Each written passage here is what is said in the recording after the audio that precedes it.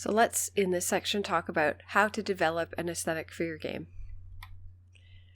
So this is based on a talk that I did a couple of years ago at Different Games, Achieving Aesthetic in 4 Easy Steps.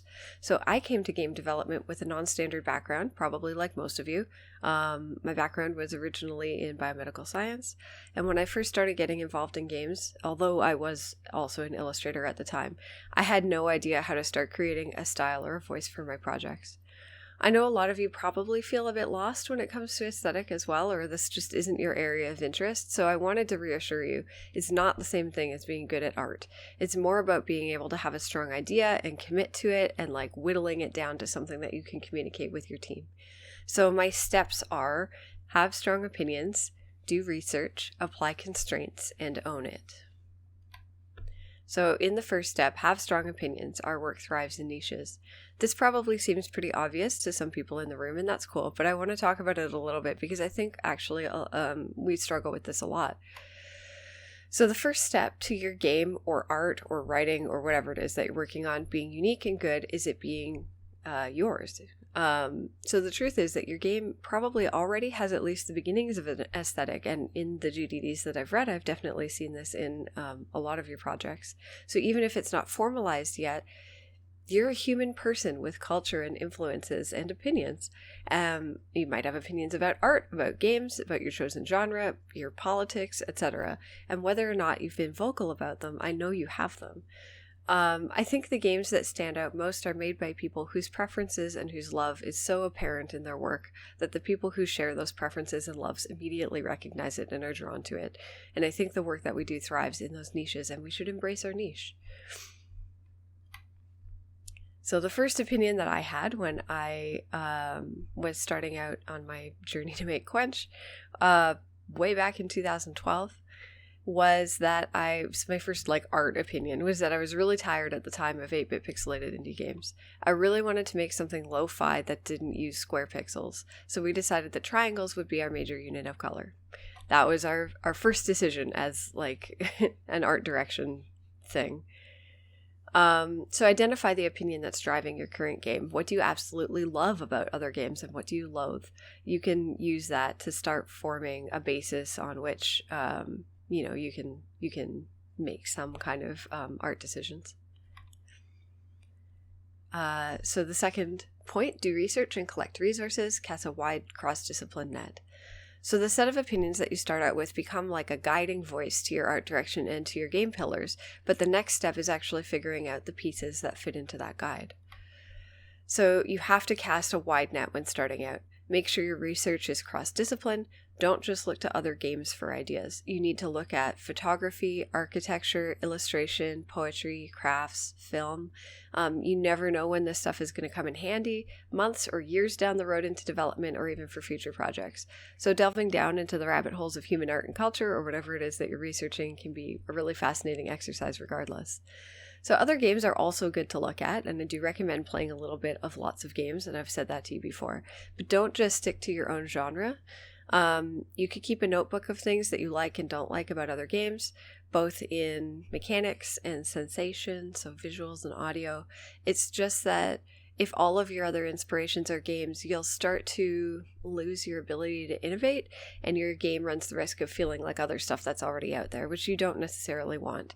Maybe for a student project, it's okay to be taking heavy inspiration from another piece because you're not artists and you just want something that, looks like something pre-existing. But when you're doing this out in the real world, and for the purposes of this exercise, I want you to look at a couple of different sources and try to synthesize them a little bit. So you can combine a tried and true game mechanic with a brand new aesthetic. Maybe you pulled from a movie you really like or an art period that you haven't seen much of. And that can really do a lot to make your genre feel fresh. So if you're making a Souls-like, for example, but you decide to do something that's really, pastel, I don't know, Labyrinth inspired, for example, that could be an innovation on that genre simply because, or look at Sekiro, for example. Sekiro is a Souls-like that has a completely different aesthetic because it's set in a different time period with a different, it's Japanese themed, right? Or samurai themed. So that's an example of an innovation that studio did on their own work, but you could definitely take that to your own games as well, and really like try to mix and match the aesthetic and the genre like expectations. So always be on the lookout for inspiration. Just make sure, it's not just other games, it's other stuff as well. So many artists I know keep folders on their computer or Pinterest boards, Tumblr pages, or other like collections of stuff that they come across that might fit into what they're making. These collections can serve to help inspire you when you're out of ideas, to give you references when you need them, or when your team needs guidance, and the beginnings of mood boards for settings or to determine color palettes, even to give you something productive to do when you're feeling really low energy but you want to work on your game. You can like just do research and collect pictures. So these resources are meant to be building blocks, a menu to pick and choose from when you have to make actual design decisions. And for the purpose of your project, since you are probably not the lead artist on your game, maybe you are for your capstones, but you might be working with artists from the animation program. You can still create the beginning of a mood board and give that to another artist and say, like, can you do something that's like in the style of this? Or maybe it just starts a conversation where we say, okay, I was kind of thinking of concept art that looks like these characters that I've included. Can we like do something in that style? Or is there something about that the artist can then ask back to you? Like, oh, do you like the fashion? Do you like the way it's painted? Do you like, the proportions of the figures? Like, what is it that's bringing that out for you? And maybe that starts a conversation.